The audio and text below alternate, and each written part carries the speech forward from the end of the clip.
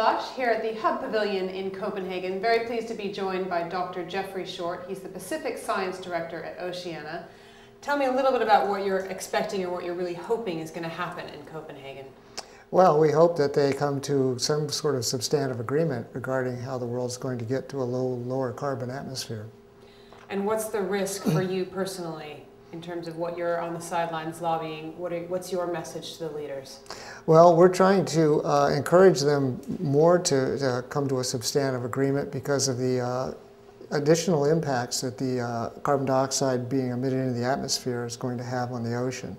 In particular, the way it's acidifying the ocean, and it makes the problems that we're facing even more urgent because it's happening so fast and harder to deal with, because to fix ocean acidification you have to fix carbon dioxide. You can't fix it with reducing other greenhouse gases. You have to reduce carbon dioxide because that's the only thing that's causing the problem with acidifying the oceans. As more carbon dioxide goes in the atmosphere, just like if you're making soda water, you put carbon dioxide in the air above the soda water and it dissolves into the water and it makes it acidic because it reacts with the water and forms carbonic acid, and that's what causes the bubbles when you open it. The acidity that's formed then attacks marine life, and in particular anything that makes a shell. So coral reefs, crabs, lobsters, clams, scallops, anything like that tries to form a shell is at risk. If acidification proceeds far enough, you could start having mass extinctions in the ocean where we lose all of the coral reefs worldwide for good.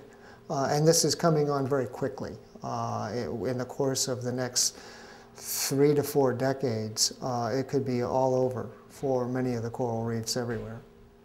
Tell me a little bit about what we've already seen. I grew up in the Bahamas, and we've already seen the Bahamas, a lot of the coral reefs in the Caribbean really shrinking, the biodiversity shrinking in some of the areas.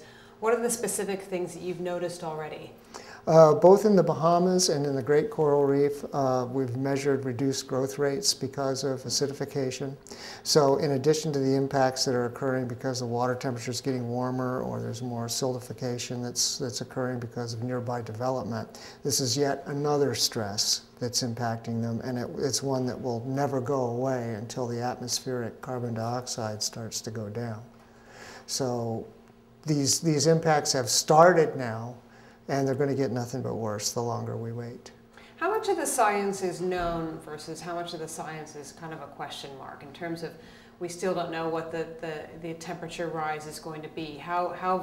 What's the variety of outcomes that you can see happening in the coming decades? Well, there's considerably more uncertainty about the thermal effects of CO2, the temperature rises, than there is about the acidification effects, and that goes directly back to the fact that the physics and the chemistry behind ocean acidification is so much more simple than the tricky atmospheric dynamics of the warming effects. We can be very confident about how the ocean will respond, chemically at least, to a given rise in carbon dioxide in the atmosphere.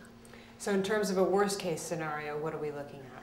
Worst case scenario, we're looking at something like an ocean that supports not a whole lot more than jellyfish by the end of this century. So a friend of mine, Andrew Mitchell from Global Canopy, often talks about a world full of rats and pigeons if we don't worry about the biodiversity effects in the rainforest. So not a very interesting ocean full of jellyfish. At least dominated by jellyfish, yes. And are you hopeful that we'll see something coming out? Have you seen any movement so far? I'm always hopeful. I take some solace in the fact that I look at how far the United States has come in just 2 years. And if we don't get a binding treaty at this conference, I think that the groundswell will be relentless to get one very soon at successive conferences. We know how to do it. Technically, and we know what we need to do economically to do it. It's just a matter of political will and getting on with the job. Okay, Dr. Jeffrey Short from Oceana, thanks very much for joining us here at the Hub Pavilion in Copenhagen. Thank you for having me.